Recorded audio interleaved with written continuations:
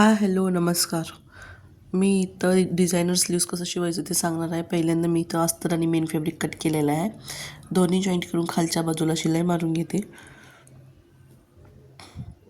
मी इथं साडीचं patchwork use करून design बनवणार आहे. त्यामुळे जेवढं पॅचवर्क मला पाहिजे आहे तेवढं अस्तर कट केलेलं आहे वरच्या बाजूला व्ही शेपवर. तुम्ही बघू शकताय. आता त्या व्ही शेपला मी इथं शिलाई मारून घेते. जसं नेकचं शिलाई वगैरे मारते तसं.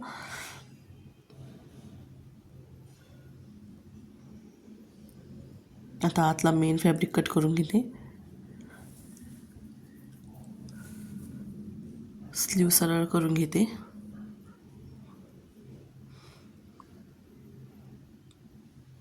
खालच्या बाजूला आणि ज्या व्ही शेपवर मी दाब शिलाई मारून घेते, तर पहिल्यांदा खालच्या बाजूला दाब शिलाई मारून घेते.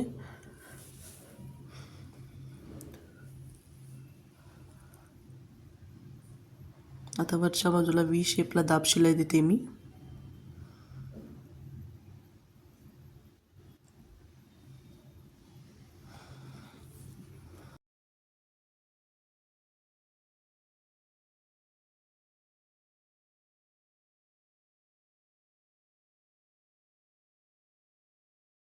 इथं साडीचा कपडा घेऊन त्या कपड्याने प्लेट्स बनवून ठेवलं होतं मी ऑलरेडी.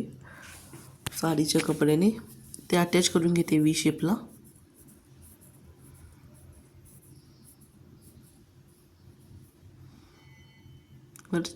जे पॅच होतं त्याचं वरची बाजू आणि खालची बाजू डबल फोल्ड करून शिलाई मारून घेतलेलं आहे फिनिशिंगसाठी. आता इथं अटॅच करून घेते.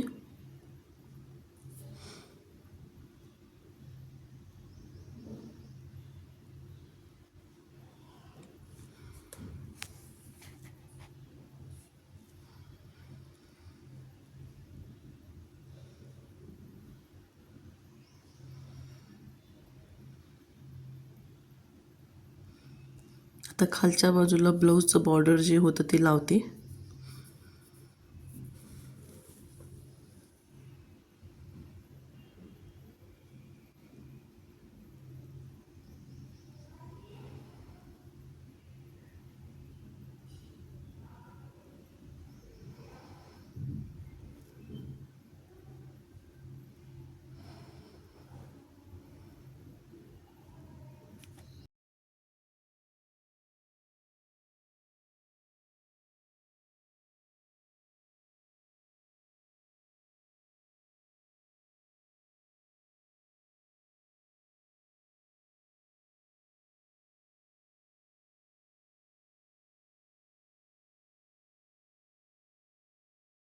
जिथं पॅच लावलं होतं साडीचं तिथं मी अजून दोरीने डिझाईन करून घेते. तुम्ही बघू शकता हे राऊंड राऊंड करून शिलाई मारून घेते. इथं दोरी राऊंड शेपवर ठेवायचं आणि शिलाई मारून घ्यायचं.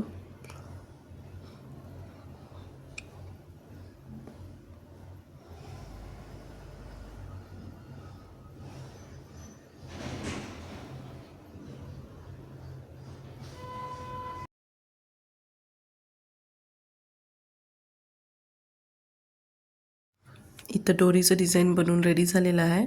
आता त्याच दोरीला मी लटकन लावून घेते साडीच्या कपड्यानेच.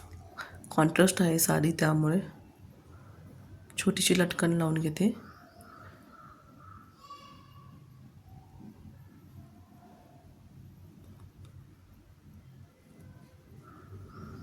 इथं फायनली आपले स्लीव्स रेडी झालेले आहेत. जे एक्स्ट्रा कापड होतं अस्तरचं वगैरे ते कट करून घेऊन शेप देते.